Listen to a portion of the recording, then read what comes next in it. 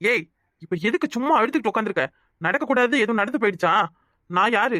உன் லவ்வர் தானே? உன்னை கல்யாணம் பண்ணிக்க போறவன் தானே? சொல்லுடி, சொல்லு. இப்படி எல்லாம் நடந்தாதான் உன்னையும் என்னையும் யாராலையும் பிரிக்க முடியாதுடி. ஏய், புரிஞ்சுக்கடி கொஞ்சமாவது. எனக்கு கொஞ்சம் கூட குற்ற உணர்ச்சியே இல்லையா? இப்படி ஒரு கேவலமான செயலை செஞ்சுட்டு என் முன்னாடி வந்து நிக்கிறியே, உனக்கு அசிங்கமா இல்ல? ஏய், என்ன விட்ட ஓவரா பேசுற? நான் எதுக்கு அசிங்கப்படணும்? நான் ஆம்பளடி. நான் தான் உன் புருஷன், நீ தான் என் பொண்டாட்டின்னு 2 வருஷமா காதலிச்சமடி. இப்ப திடீர்னு குப்பையை தூக்கி போடுற மாதிரி தூக்கி போட்டா நான் சும்மா இருப்பேனா? சும்மா இருக்க முடியுமா? உன்கிட்ட எத்தனை முறை சொல்லியிருக்கேன், எவ்வளவு ஜென்மம் எடுத்தாலும் நீ தான் எனக்கு. உன்னை நான் யாருக்கும் விட்டு கொடுக்க மாட்டேன். இங்க பாரு, நான் இப்படி நடந்துகிட்டது காரணமே உன்னையும் என்னையும் யாரும் பிரிக்க கூடாதுங்கிறதுக்காக தான். என்ன, கல்யாணத்துக்கு பிறகு நடக்க வேண்டியது கல்யாணத்துக்கு முன்னாடியே நடந்துருச்சு. இந்த காலத்துல இதெல்லாம் சகஜமடியே. என்னமோ பெரிய இவாளாட்டம் அழுதுட்டு உட்காந்துருக்க. சரி, யாரும் வந்துட போறாங்க வீட்டுக்கு, எழுந்து கிளம்பு. கற்புனா என்னன்னு தெரியுமாடா உனக்கு? ஒரு பொண்ணுக்கு கற்புங்கிறது கடவுள் கொடுத்த வரம், பெண்ணுக்கு உண்டான பெருமை. ஒரு பொண்ணோட விருப்பம் இல்லாம அவ சுண்டு விரல கூட தொடக்கூடாது. அது தாலி கட்டின பொண்டாட்டியா இருந்தாலும் சரி. இல்லவன் நினைச்சுதான் இவ்வளவு நாள் உன்கிட்ட பழகினேன். ஆனா நீ இவ்வளவு கேவலமான பிறவின்னு இப்போதான் தெரிஞ்சுக்கிட்டேன். ஆமா, நான் கேவலமான பிறவிதான். இனிமே உன்னால என்னை விட்டு போக முடியாது. நீ என்ன பேசினாலும் என்ன செஞ்சாலும் அதை பத்தி எனக்கு கவலை கிடையாது. இனி நீ என்னதான் கல்யாணம் பண்ணி ஆகணும். அதுதான் உன் தலையெழுத்து. ஒருத்தருக்கு ஒருத்தர் ஆசைப்படுறதோ காதலிக்கிறதோ தப்பு இல்லடா சுப்பு. ஆனா காதலிக்கிறங்கிற பேர்ல கல்யாணத்துக்கு பிறகு செய்ய வேண்டியதெல்லாம் கல்யாணத்துக்கு முன்னாடியே பண்ணிட்டா கல்யாணம் பண்ணி என்னடா வாழ போறோம்? சேலை மேல முள்ளு பட்டாலும் முள்ளு மேல சேலை விழுந்தாலும் நஷ்டம் என்னவோ சேலைக்குதான். நானா விருப்பப்பட்டு உன்கிட்ட வந்தாலும் என் விருப்பம் இல்லாம நீ என்ன தொட்டாலும் அசிங்கம் எனக்கு தான், ஆம்பளையான உனக்கு கிடையாது. இதுல என்னடி அசிங்கம் இருக்கு? என்ன நீ அந்த காலத்து பொண்ணு மாதிரி பேசிட்டு இருக்க? காலத்துக்கு ஏத்த மாதிரி மாறிக்கோ, சரியா? இப்பெல்லாம் கல்யாணத்துக்கு நிச்சயம் பண்ணிட்டு எல்லா பொண்ணுங்களும் கல்யாண மேடையில உட்காரும் பொழுது கையில குழந்தையோட தான் உட்கார்றாங்க. என்னடி நீ இன்னும் கிணத்து தவளியாவே இருக்கியே? யார் வேணா எப்படி வேணா இருக்கட்டும் சுப்பு. நானும் எல்லாரும் ஒண்ணா? எல்லார மாதிரி நான் எதுக்கு இருக்கணும்? எனக்குன்னு ஒரு தனிப்பட்ட விருப்பு வெறுப்பு இருக்கு. எனக்குன்னு ஒரு சில கொள்கை இருக்கு. அப்படிப்பட்ட பொண்ணு நான் ஒண்ணும் கிடையாது. ஏதோ நடந்தது நடந்துருச்சு, முடிஞ்சது முடிஞ்சிருச்சு. இனிமே தலைய குனிஞ்சிட்டு கழுத்துல தாலிய வாங்கிடுவேன்னு மட்டும் நினைச்சிடாத. 2 வருஷமா நம்ம காதலுக்காக வெயிட் பண்ண நீ 2 நாள் நான் பேசலங்கிறதுக்காக இவ்ளோ கேவலமா நடந்துக்கிட்டியே. அப்போ உனக்கு பிடிச்சது கிடைக்கலனா நீ எந்த எல்லைக்கும் போவியா? ஆயிரமே நீ என்ன காதலிச்சவனா இருந்தாலும் இப்ப நீ பண்ணதை என்னால எந்த ஜென்மத்திலையும் ஏத்துக்க முடியாது. இப்ப என்னடி பண்ண போற? எல்லாரையும் கூப்பிட்டு பேசி நான் உன்னை இப்படி பண்ணிட்டேன்னு சொல்ல போறேன். அதான் எனக்கு வேணும், சொல்லு. அந்த எண்ணம் வேற உனக்கு இருக்கா சுப்பு? இனி எத்தனை ஜென்மம் எடுத்தாலும் உன் முகத்துல நான் முழிக்கவே மாட்டேன்டா. ஒருத்தரை நம்ப வச்சு ஏமாத்துறது மட்டும் துரோகம் கிடையாது சுப்பு. இப்ப நீ எனக்கு பண்ணதும் துரோகம் தான். எனக்கு பண்ண துரோகம் மட்டும் இல்ல, நம்ம உண்மையான காதலுக்கு பண்ண துரோகம். ஊர்ல உள்ள எல்லார மாதிரியும் உன்னையும் என்னையும் மாத்திட்டல. நம்ம எப்படியெல்லாம் வாழணும்னு கனவு கண்டுட்டு இருந்தோம். ஆனா அதெல்லாம் அழிச்சிட்டியே. ஏய், அப்படியெல்லாம் சொல்ற நீ எதுக்குடி என்ன வேணா வேணான்னு விலைக்கு போன? அதை சொல்லு. என்ன சொல்றது? என்ன சுப்பு சொல்றது? உனக்கு உன் வீட்டுல நடக்கிற எதுவுமே தெரியாதா? தெரிஞ்சா நான் இதுக்கடி உன்கிட்ட வந்து பேச போறேன். என்னை சுத்தி என்ன நடக்குதுன்னு என்னால புரிஞ்சுக்க முடியல. எனக்கு தேவையானது எல்லாம் நீ ஏன் என்ன வேணாம்னு வேலைக்கு போற? அந்த ஒரே ஒரு கேள்விக்கான பதில் மட்டும்தான். அதுக்கான பதில கூட மீனாட்சி. நான் உனக்கு துரோகம் பண்ணிட்டேனா? அப்போ நீ என் காதலுக்கு பண்ணது துரோகம் இல்லையா? ஒரு ஆணுதான் ஒரு பொண்ணை நம்ப வச்சு ஏமாத்துவானா? ஒரு பொண்ணா இருந்து நீ இப்ப என்ன ஏமாத்திருக்கே, இது நான் யார்கிட்ட போய் சொல்றது மீனாட்சி? சொல்லு. ஒரு பொண்ணுக்கு எதுவும் பிரச்சனைனா அதை தீர்த்து வைக்க இந்த ஊரு உலகம் எல்லாம் ஒண்ணு கூடுறாங்களே. ஆனா அதுவே ஒரு ஆணுக்கு ஒரு பிரச்சனைனா அவனால யாருக்கிட்டையும் சொல்ல முடியுதா? இல்ல பிரச்சனைக்கு தான் வழி கண்டுபிடிக்க முடியுதா? என்ன வேணான்னு சொல்றதுக்கு காரணம் என்ன? என்ன வேணான்னு விலகி போனதோட வெறுப்பு தான் இன்னைக்கு நான் இப்படி நடந்துக்க காரணமா இருந்துச்சு. நான் இன்னைக்கு இந்த மாதிரி நடந்துகிட்டதுல எந்த தப்பும் கிடையாது. பதில் சொல்லுடி, பதில் சொல்லு. ஏனா மா, இல்லம்மா, ஒரு நிமிஷம் என் பேச்சு கேளு. டயனா, மாமாவுக்கு மரியாதை இல்லையா? டயனா, ஒரு நிமிஷமா. இப்ப எதுக்கு என் பின்னாடியே துரத்திக்கிட்டு வரீங்க? இன்னும் என்ன இருக்கு சொல்லுங்க. உங்க தம்பி கட்டின தாலி என் கழுத்துல இருக்கு, அதை கேட்கறதுக்கு வரீங்களா? உங்க தம்பிக்கும் எனக்கும் எந்த வித சம்மந்தமும் இல்லைன்னு முழுசா எழுதி கொடுங்க. இந்த தாலியையும் கழட்டி கொடுத்துட்றேன். நல்ல நாள் அதுவுமா என்ன பேச்சு தாலியை கட்டுறேனே? சொல்லு டயனா, இப்ப உனக்கு என்ன வேணும்? தங்கம் தான் முட்டாள்தனமா எதை செஞ்சுக்கிட்டு இருக்கானா? நீயும் அவளை ஒண்ணா? என் வீட்டுக்காரர் ஊருக்குள்ள இருந்தா நீங்க இந்த மாதிரி பித்தலாட்டம் பண்றதெல்லாம் தெரிஞ்சிடும்னு சொல்லிதானே அவரை வெளியூருக்கு வேலைக்கு அனுப்பி இப்படி என் வாழ்க்கையை வீணாக்குறீங்க. நானும் ஒரு பொண்ணு தானக்கா. உங்களை மாதிரி நானும் இந்த குடும்பத்துல சந்தோஷமா வாழணும்னு நினைச்சுதானே வந்திருப்பேன். ஆனா நான் வந்த நாள் முதல்ல நான் என்னக்கா சந்தோஷத்தை அனுபவிச்சிருக்கேன். உங்க புருஷன் உங்ககிட்ட ஒரு நாள் முகம் கொடுத்து பேசலனா நீங்க எவ்வளவு வருத்தப்படுறீங்க, யாராட்ட சொல்றீங்க, என்ன கவலைப்படுறீங்க.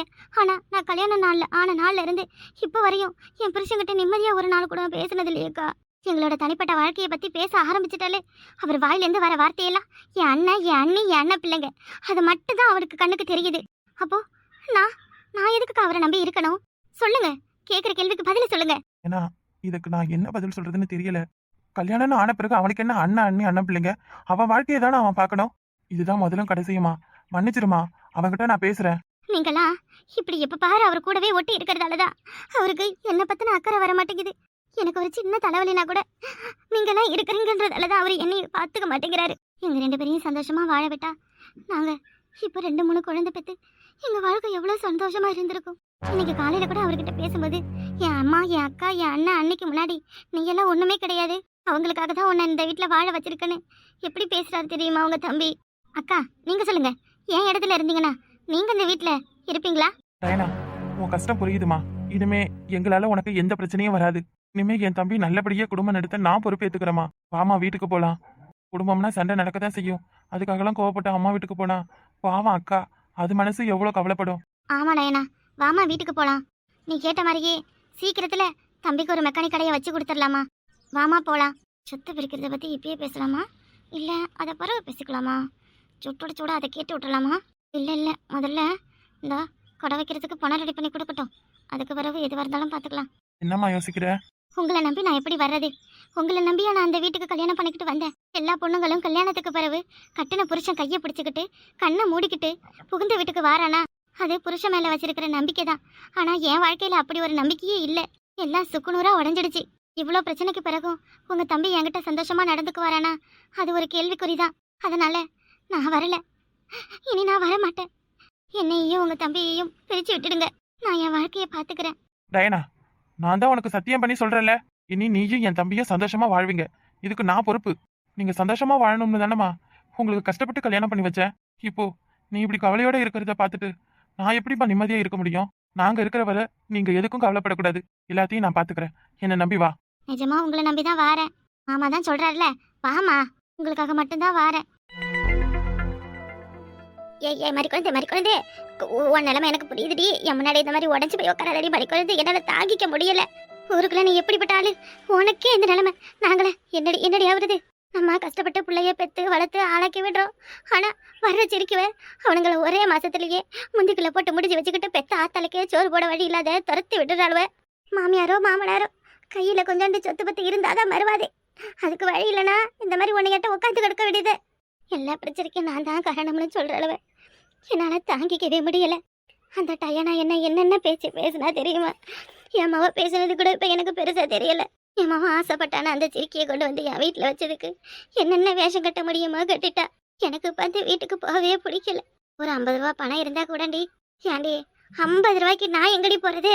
ஆமா, இப்ப எதுக்கு உனக்கு 50 ரூபா? அவசரப்பட்டு முடிவெடுத்து எங்கேயும் எலி மருந்தோ எறும்பு மருந்தோ வாங்கி தின்னுபிட்டு செத்துறாத பரவு. அப்புறம் நான் தான் உனக்கு மருந்து வாங்க காசு கொடுத்தானு என்னைய போலீஸ் பிடிச்சிட்டு போயிடும். ஏதோ என் மருமாளுவ என் பேச்சை கேட்டுக்கிட்டு இருக்கிறதால இந்த வீட்டுல நான் குப்பை ஒட்டிக்கிட்டு இருக்கிறேன். அதுக்கு வேட்டு வச்சிடாதடி. இங்கதான் இருக்கீங்களா? உங்களை தான் தேடிட்டு வாரேன். என்ன எதுக்குமா தேடிட்டு வரீங்க? வேற எதுவும் பிரச்சனை வந்துருச்சா வீட்டுக்குள்ள? நான் எதுவும் சொல்லிதான் உங்களுக்குள்ள எதுவும் சண்டை வந்துருச்சா? இன்னும் என்னம்மா இருக்கு? அதெல்லாம் ஒன்றும் இல்லை, கிளம்பி வீட்டுக்கு வாங்க. ஏன் தாயி என்னைய வீட்டுக்கு கூப்பிடுற? வேணாம், காலையிலேருந்து சாப்பிடாம இருக்கிய, வந்து சாப்பிடுங்க வாங்க. ஒரு உலகத்துல இந்த ஒரு வயிற்றுக்க சோறு கிடைக்காது. 4 வீட்டில் போய் அம்மா தாயேன்னு சொன்னா யாரா இருந்தாலும் 4 வயிற்றோராவது போடுவாங்க. இந்த பிள்ளைய பத்தியதுக்கு இன்னும் நீங்க அது ஒண்ணுதான் செய்யல, அதுவும் செஞ்சிடுங்க, எல்லாம் சரியா போயிடும். என்னத்த ஊருக்கே உபதேசம் சொல்றவங்க நீங்க, உங்களுக்கு நான் சொல்லணுமா? குடும்பத்துக்குள்ள என்னவோ நடக்குது, அது என்ன ஏதுன்னு விசாரிச்சு மூத்தவெல்லாம் இருந்து எல்லாருக்கும் நல்ல முடிவு சொல்றதை விட்டுவிட்டு இப்படி மூஞ்சி சுலுக்கிக்கிட்டு வந்து உட்காந்துருந்தா நல்லா இருக்கு பாக்குறதுக்கு. காசு பணத்துக்காக ஆளுக்கு ஒரு திசையா பிரிஞ்சு அடிச்சுக்கிட்டு கிடந்தா 4 பேர் பாக்குறவங்க என்ன சொல்லுவாங்க? என் வீட்டுக்காரரு அடிக்கடி சொல்லியிருக்காரு, என் மாமனார் சாகும்போது அவருக்கு 5 வயசாம். அப்பதுலேருந்து இந்த நாள் வர நீங்க வேலைக்கு போகாம ஒரு நாள் கூட இருந்தது இல்லையா? கல்ல உடைச்சி மண் உடைச்சி கஷ்டப்பட்டு வெறும் சுமந்து 3 பிள்ளைகளையும் எப்படியோ கரை சேர்த்துட்டியலாம். ஒரு தனி பொம்பளையா இருந்து ஒரு குடும்பத்தை இம்புட்டு தூரம் உயர்த்திருக்கீங்க. ஆனா ஒரு சின்ன பிரச்சனைக்கு இப்படி வந்து உக்காந்துருக்கீல. வாங்கத்தை எழுந்து 3 பிள்ளைய கஷ்டப்பட்டு படிச்சு வளர்த்து ஆளாக்கி என்னத்துக்கு 3 பேரும்? ஆனா என்னைய தானே ஆகாதவளா பாக்குதுங்க. என் பிள்ளைகளை நான் அடிக்கும் பொழுது நீங்க என்னத்த சொல்லுவிய? பெத்த மனம் பித்து பிள்ளை மனம் கல்லுன்னு தானே சொல்லுவிய? அந்த மாதிரி தான் அத்தை.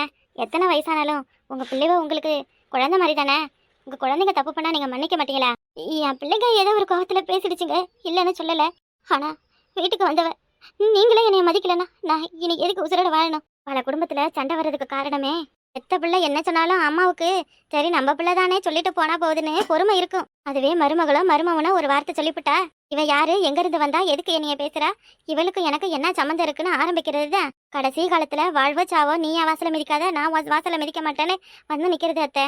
ஏத்த நீங்க பெத்த 3 பிள்ளைவ சொன்னா அது உங்களால ஏத்துக்க முடியுது. பெத்து வளர்த்த ஆத்தா அப்பா எல்லாரையும் விட்டுவிட்டு யாரு எவருனே தெரியாத ஒரு குடும்பத்துல வந்து கல்யாணத்தை பண்ணிக்கிட்டு அவிய கூட சந்தோஷமா பேசி சிரிச்சு நமக்கு பிடிக்குதோ பிடிக்கலையோ எல்லாத்தையும் மாமனாருக்கு மாமியாருக்கு நாத்தனாருக்கு குழந்தனாருக்குன்னு அவளுக்கு பிடிச்ச மாதிரி மாத்திக்கிட்டு தாசையெல்லாம் விட்டுவிட்டு இனி நம்ம புகுந்த வீடுதான் நமக்கு எல்லாமேன்னு நினைச்சு வர மருமகனோ சொல்லி அதுல குறை கண்டுபிடிச்சு முட்டி மோதி சண்டை போடுறதுல என்ன புண்ணியத்தை. பிடிச்சாலும் உங்க மகன் கூட வாழ வந்தவ தானே அவ. ஏதோ தெரியாம பேசிட்டா, சின்ன பொண்ணுன்னு மன்னிச்சு விடுங்களேன் அத்தை. அதெல்லாம் என்னால மன்னிக்க முடியாது. அவளுக்கு என்ன தெரியும் என்னைய பத்தி, அவ எப்படி அப்படி சொல்லலாம். நான் பிடிச்ச முயலுக்கு 3 காலுன்னு பல மாமியாருங்க இருக்கிறதாலதான் நிறைய மருமகளோட வாழ்க்கை வீணா போகுது அத்தை. நான் இவ்வளவு நேரம் சண்டை போட்டுட்டு டயனா பாட்டுக்கு அவைய ஆத்தா வீட்டுக்கு கிளம்பி போயிட்டா. போனவ போய் தொலையட்டோம்னு விட்டுட்டு உங்க சின்னம்மாவனுக்கு வேற ஒரு பொண்ணை பார்த்து கல்யாணம் பண்ணி வச்சிடலாம் அத்தை. நானும் அவளும் உங்களை மாதிரி இந்த வீட்டுக்கு 3வது மனுஷியா வாழ வந்தவங்க தான். நீங்க கல்யாணம் பண்ண புதுசுல என்னென்ன பிரச்சனையை அனுபவிச்சீங்களோ அதெல்லாம் கொஞ்சம் யோசிச்சு பார்த்து நம்ம கஷ்டப்பட்ட மாதிரி நம்ம வீட்டுக்கு வந்த மருமகளை கஷ்டப்படுத்தக்கூடாதுன்னு நினைச்சாலே போதும். பல குடும்பத்துல சண்டை வராது ஏத்த. என்ன இப்ப ஏத்த சொந்த பந்தத்துக்குள்ள சூடு சொரணை என்ன வேண்டி கிடக்கு. ஆண்டவன் கொடுத்தது ஒரு வாழ்க்கை, அதுல காசு பணத்துக்கு அடிச்சுக்கிட்டு என்ன பண்ண போறோம், சொத்து சுகத்துக்கு அடிச்சுக்கிட்டு என்ன பண்ண போறோம். சொந்த பந்தம் எல்லாரும் சேர்ந்து சந்தோஷமா ஒரு நாள் வாழ்ந்தாலே போதாத அத்தை. 5 அடுக்கு மாடி கட்டி அரண்மனை மாதிரி வீடு கட்டி 60 வகையான சோறு வச்சு சாப்பிட்டாலும் ஆத்தா கையால சாப்பிட்ட மாதிரி இருக்குமா, இல்ல ஆத்தா மடியில படுத்து தூங்கின சுகந்தான் கிடைக்குமா. வீட்டுக்கு வீடு வாசப்படி இருக்கிற மாதிரி குடும்பத்துல சண்டை வரத்தான் செய்யும். இதெல்லாம் நான் உங்களுக்கு சொல்ல வேண்டிய அவசியம் இல்ல. புரிஞ்சுக்கிட்டு நீங்களே வந்தா வாங்க. நான் கிளம்புறேன். நான் பேச வேண்டியதை பேசிட்டேன். மூத்த மருமவளா குடும்பத்தை பிரிய விடாம பாத்துக்கன்னு என்கிட்ட அன்னைக்கு ஒரு வாக்கு கொடுத்தீங்க. அதை நான் எப்பவும் காப்பாத்துவேன். ஆனா எனக்கு மாமியாரா நீங்க எனக்கு சொல்லி கொடுத்துட்டு இன்னைக்கு இப்படி கோச்சிக்கிட்டு வந்து உட்காந்துருக்கிறதுலாம் எனக்கு ஒன்றும் சரின்னு படல. உங்க மைனம் உங்களுக்காக சாப்பிடாம காத்திருக்காரு. அவன் அந்த டயனாவும் சாப்பிடாம கிடக்கா. என்னாண்டு நீங்களே முடிவு பண்ணிக்கோங்க. நான் கிளம்புதேன். என்ன மாதிரி குழந்தை, உன் மருமக வந்து இம்புட்டு பாடம் படிச்சுட்டு போறா. ஏன் மாதிரி குழந்தை, ஊர்ல என்ன பிரச்சனை நடந்தாலும் எல்லா வீட்டுக்கும் போய் நீ பஞ்சாயத்து பண்ணுவ. உன் மருமக உனக்கு சொல்லி கொடுக்குறா. பாத்துக்க, உன் நிலவரத்தை பாத்துக்க மாதிரி குழந்தை. எறும்புக்கு யானை எடை கொடுத்தா எறும்பு யானை காதுல போய் யானையே பைத்தியமாக்கிடுமா. பைத்தியமாயிடாத மாதிரி குழந்தை. இப்பவே பாதி பைத்தியம் பிடிச்ச மாதிரி தான் உட்காந்துருக்க. எதுவும் நல்ல கோயில் குளமா உன் மைனோல கூப்பிட்டுக்கிட்டு போய் 2 முடிக்கவரை போட்டு முடிஞ்சு வச்சுக்க. பசங்க உன் பக்கத்துல இருந்தாதான் உனக்கு பந்தா. சின்ன பொண்ணே, இங்க நடக்கிறதெல்லாம் பார்த்தா என்னை யாரும் தேட வேணாம். நான் எங்கேயாவது போறேன்னு எழுதி வச்சுட்டு எங்கேயாவது ஊரை காலி பண்ணிட்டு போலாம்னு இருக்கக்கூடிய. அவி வீட்டுல நடக்கிறதுக்கு நீ ஆண்டி ஊரை காலி பண்ணிட்டு போற. பக்கத்துல இருந்து பார்க்க முடியலையே. அடுத்த வீட்டுக்காரி நமக்கே இப்படின்னா அப்ப அக்கா இதோட நிலைமையை யோசிச்சு பாரு. அவளுக்கு பஞ்சாயத்து தீர்த்து வச்சே நம்ம பழப்பு போயிடும் போல இருக்கு. வெடுக்குன்னு சண்டானா ஆத்தா வீட்டுக்கு கிளம்பிற அளவு நம்ம எந்த ஆத்தா விட்ட கண்டா நம்ம கிளம்பி போறதுக்கு. என்னக்கா எல்லா பிரச்சனையும் ஓவர் ஆயிடுச்சா? இப்ப கூல் டவுன் ஆயிட்டியா? ஆமா, கூல் டவுன் ஆகுறாக்க கூல் டவுன். அடுத்த பிரச்சனையெல்லாம் தைரியமா முடிச்சு வச்சுட்டேன். இப்ப எனக்கு தான் மனசு ஏதோ குழப்பமா இருக்கு. எதுக்கு உனக்கு மனசு குழப்பமா இருக்கு? என்ன பிரச்சனை சொல்லு. உன் பிரச்சனையை தீர்த்து வச்சுதான் நாங்க இருக்கோம். திடீர்னு எதுக்கு குடும்பத்துல இவ்வளவு குழப்பம்? எதுக்காக இவ்வளவு எல்லாம் அடிச்சுக்கிற அளவு சண்டை போட்டுக்கிற அளவு? எனக்கு எல்லாத்தையும் யோசிச்சா மண்டிக்கே வெடிச்சிட போல இருக்குடி. அக்கா உனக்கு இன்னமா புரியல? தங்க வந்து இடப்பத்திரத்தை கொடுக்குற மாதிரி கொடுத்து வாங்கிக்கிட்டா. அது தெரிஞ்ச டயனா இதை விட்டுட்டா நம்மளுக்கு வேற வாய்ப்பு கிடைக்காதுன்னு இது ஒரு பெரிய இதா எடுத்துக்கிட்டு எனக்கும் சொத்துல பங்கு வேணும், நான் மட்டும் என்ன இழிச்சவாயா அவளா இவளான்னு பேசிக்கிட்டு திரிகிறா. உன் ஓப்படியாளுக்கும் உன் நாத்தனாளுக்கும் சொத்தை பறிச்சு கையில கொடுத்துடணும். கொடுத்துட்டா என்ன பண்ணுவாளுவலா? என்ன பண்ணுவாளுவ? நல்லா வாங்கி தின்னுபிட்டு வானத்தை வேடிக்கை பார்த்துக்கிட்டு உட்காந்து கிடப்பாளுவ. சொத்துங்கிறாளுவல. அப்படி என்ன தேடி இவ்வளவு வச்சிருக்காளுவ? மாமியா வீட்டுல இருந்து சீதனமா என் ஓப்படியா என்ன 1.5 லட்சம் பணமும் 1 ஏக்கர் நிலமும் எடுத்துட்டு வந்துட்டா. இப்ப டைனாவை சம்மந்தம் பண்ணி வீட்டுக்கு கூப்பிட்டு போயாச்சா இல்லையா? போயாச்சு. உன் மாமியா எல்லா சொத்தும் உன் புருஷனுக்கு தானே சொன்னதுல இருந்துதான் அவளுக்கு அட்டாக்கு வந்த மாதிரி இப்படி ஆடிக்கிட்டு நிக்கிறா. ஆமா, அதெல்லாம் தெரிஞ்சுக்கிட்டு தான் இவ்வளவு 2 பேரும் இப்படி ஆட்டம் போடுறாளுவ. எல்லாம் நிஜமாமே மாமா பேர்ல தானே இருக்கு. ஏய், எல்லாம் என் புருஷன் கஷ்டப்பட்டு சம்பாரிச்சு வாங்கினதுடியே. ஏக்கா உன் புருஷன் ஒரு கோளாறு பிடிச்சவரு. கொஞ்சம் டயனாவும் தங்கமும் அழுது நடிச்சுட்டா அப்படியே எல்லாத்தையும் தானே செட்டில்மெண்ட் மாதிரி எழுதி வச்சிருவாரு. ஆமா அக்கா, பிரச்சனை வரக்கூடாதுன்னா சொத்து எல்லாத்தையும் உன் பேர்ல எழுதி மாத்திக்க. என் பேர்ல எப்படி? உன் புருஷன் பேர்ல இருக்கிறது உன் பேருக்கு எழுதுறதுல ஒரு பிரச்சனையுமே கிடையாது. இதுக்கு குடும்பத்து ஆளுவல வேற யாருமே இதுக்கு கையெழுத்து எதுவுமே போட வேணாம். உன்னோட உன் புருஷனோட முடிஞ்சிடும். ஆமாக்கா, இப்படி எழுதி வாங்கிக்கிட்டதா நாளைக்கு ஃபியூச்சர்ல உன் புள்ளிகளுக்கும் உனக்கும் ஜேப்டி. என்னடி சொல்றியா? அப்படி ஒரு வழி எதுவும் இருக்கா? வழி இருக்கிறதால தானே சொல்றேன். உன் புருஷன் பேர்ல உள்ள சொத்தை எல்லாம் உன் பேர்ல எழுதி வாங்கிக்க. அப்பதான் உன் மாமியாலாலையும் உன் நாத்தனாராலையும் உன்னைய ஒன்னும் பண்ண முடியாது. அது மட்டும் இல்ல, இந்த டயனாப்ப சொத்தை அடமான வச்சு என் புருஷனுக்கு மெக்கானிக் கடை வச்சு கொடுத்தாங்கறல்ல, ஒரு வாப்பா பயன்படுத்திக்க. நான் சொல்றேன் மாமா கிட்ட, மகளிர் குழுல சொத்து யார் பேர்ல இருக்கோ அவியலுக்கு தான் லோனு. கொஞ்ச நாள்ல லோனை தள்ளுபடி பண்ணிடுவாங்க. அதனால பொம்பளை பேர்ல வாங்கினா தரமா கொஞ்சம் கம்மின்னு சொத்தெல்லாம் உன் பேருக்கு மாத்த சொல்றேன். ஏன் இதெல்லாம் நடக்க மாட்டியே? உன் புருஷனை உன் கைக்குள்ள போட்டு வச்சுக்கிட்டா எல்லாம் நடக்கும். நீ சொல்றது தாண்டி சரி. இனிமேலும் இவ்வளோ கிட்ட இருந்து போராடிக்கிட்டு என்னால வாழ்ந்துகிட்டு இருக்க முடியாது. எல்லா சத்தையும் என் பேருக்கே நான் மாத்திக்கிறேன்.